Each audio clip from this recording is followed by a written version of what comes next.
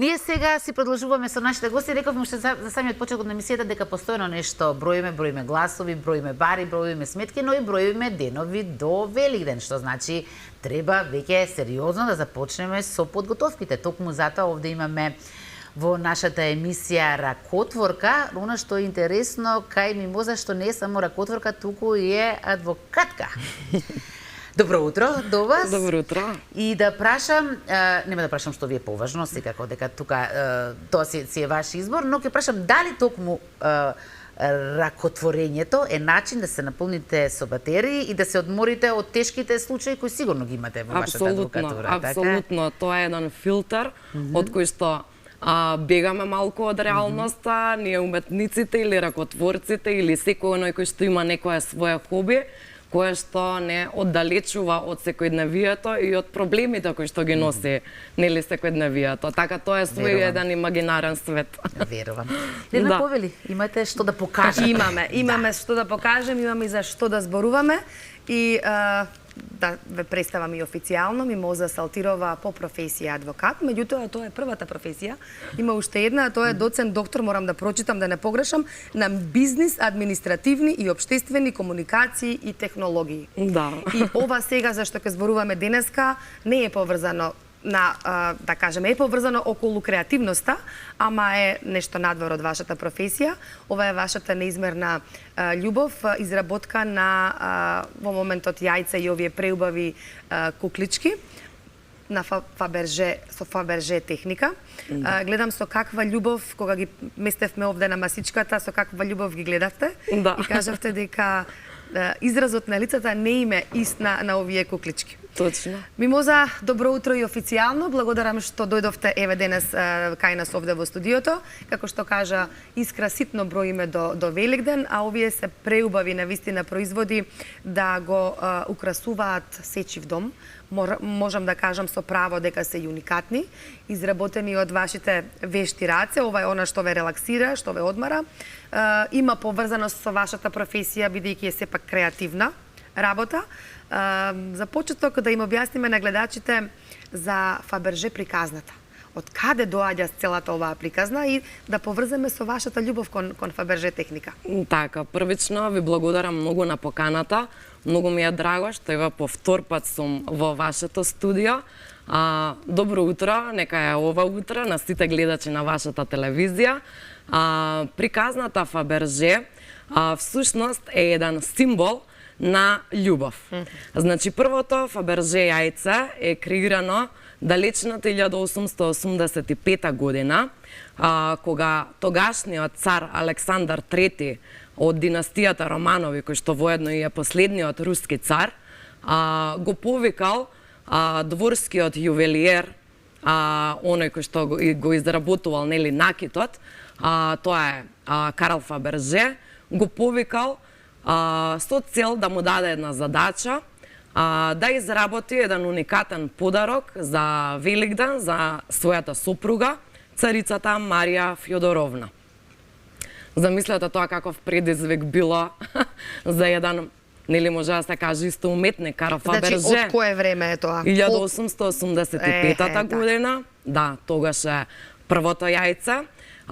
Сега не се потврдени, значи, овие информации, меѓутоа, царот Александар III знаел дека својата сопруга Марија Фјодоровна го обожавала јајце кое што се отварало во вид на куклите матрушки, кое што го поседувала нејзината тетка Вилхемина од Данска, и тоа му било една инспирација да му пренесе на Карл Фаберже всушност да направи нешто налик на она кое што неговата сопруга од дете го сакала. И затоа и доаѓа името Фаберже техника. Точно, така, да, Фабержето фактички се крстува сите јајца кои што се изработени, околу 50-тина, значи по одредени статистики, 50-70, значи дел се зачувани, измамуваат воздишки апсолутно во целиот свет и се предмет на желба за поседување од страна на милионерите,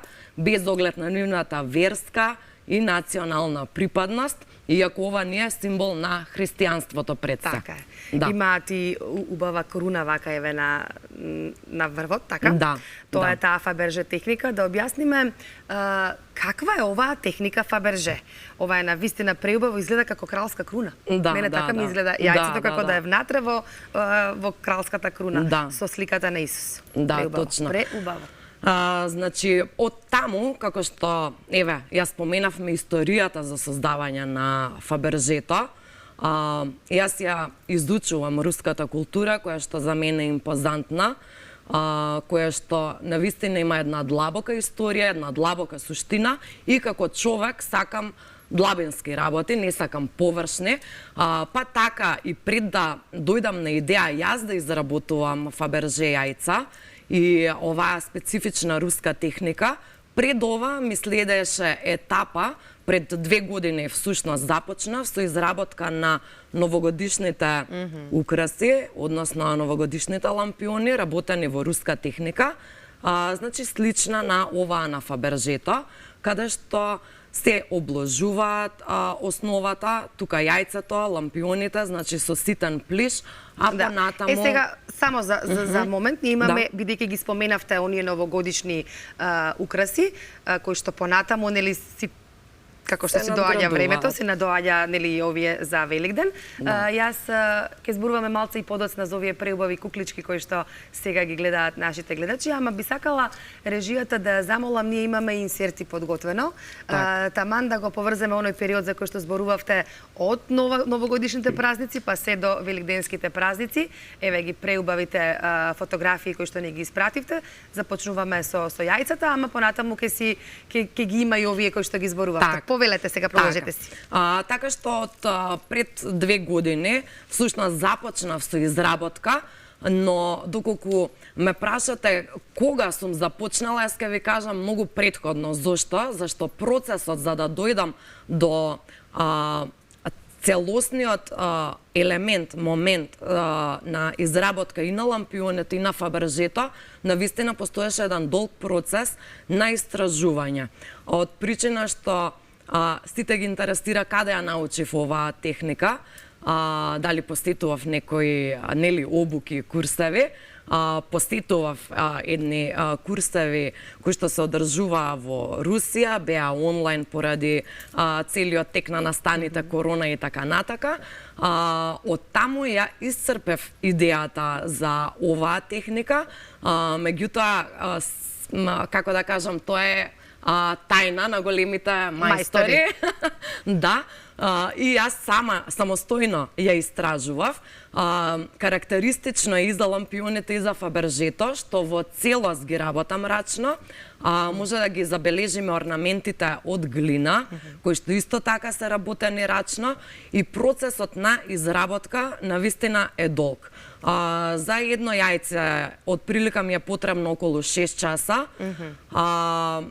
Само за едно, така? Само за едно. Да, го компарираме, еве да кажеме, како еден работен ден. Значи 8 часа, ако не трае, нели, времето во текот на денот работно, така што компарирано со таа минутажа, од прилика како еден работен ден за едно. И тоа е специфично што не може да се работи сега да ми текне и ќе земам 6 часа ќе го сработам. Се работи по фази, тоа е карактеристично, значи има фази на лепење, фази на сушење, фази на боење, на обвивање и едноставно тоа е процес кој што трае. Да. Ама кога се работи со многу љубов, апсолутно, како што еве сега вие зборувате со многу љубов, не е ништо тешко. Апсолутно. Покрај овие великденски јајца, она што е ваша љубов сега во последно време, се овие преубави куклички ватње и грушки. Не знам дали добро изговорив на руски, на така? рускиот, Што значат? да. Што значи тоа ватње и грушки? Да, ватње и грушки требаше всушност да ги промовирам во вашата нели новогодишна емисија, но за жал поради не успеавме да се договориме, да. Поради големите обврски не успеавме да го договориме тоа мое гостување, значи тогаш за прв пат ги изработив овие руски кукли кои што се познати најпознатите кукли од Советскиот сојуз. Работени се во целост од памук. Лицата им се од глина, кои што после лакирањето личат како порцелански лица.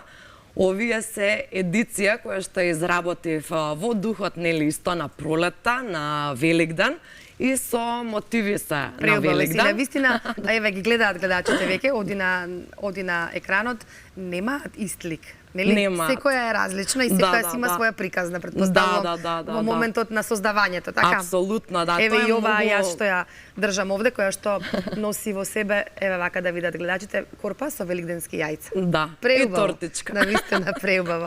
И тортичка, да, не ја видов. Да. Значи, креацијата на овие ватнија игрушки на вистина е посебна.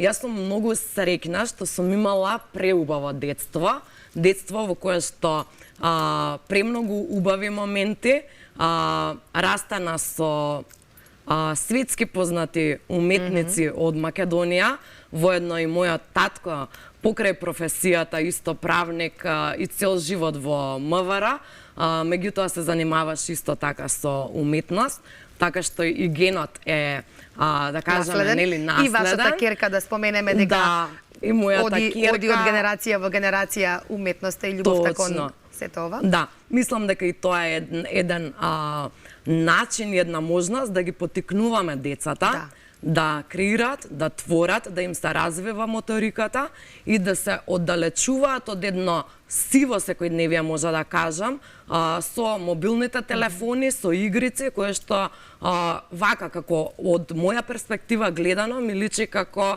филм на научна фантастика, а не на реалност. Затоа се надоврзувам на моето детство, детство во кое што имаше суштина, каде што учев многу за уметноста, учев многу за вредностите човечки и сум среќна што се изгради во личност која што се уште ја вреднува уметноста и ја создава уметноста, така што да се навратам, тоа е инспирацијата за овие мои ватнија игрушки, кои што го имаат духот на едно убаво детство, на спомени, кои што сите не поврзуваат. Изразот на лицата апсолутно на секој е различен, од причина што нели кога ги бојам, некако самостојно ме носи тој порив и мислите кои што во позадина работа, знаете како имам некогаш чувство како раката сама да ми црта. Да. Каква љубов зборувате за сево ова. Навистина, јас можам да ја почувствувам вашата енергија, верувам дека и гледачите ја го чувствуваат истото. Каква е поврзаноста со вашата работа и со ова се што го работите? Ве праша Искра на почеток, колку ве исполнува, колку ве одмара, колку ве релаксира уметноста? И морам овде да ви кажам дека, така ви кажав и кога дојдовте, дека ми изгледате како една принцеза, еве вака во и фризурата и ова што го носите на главата. Баш како некоја принцеза, ете од руските бајки. Ете, јас така ве доживувам. Ви благодарам многу.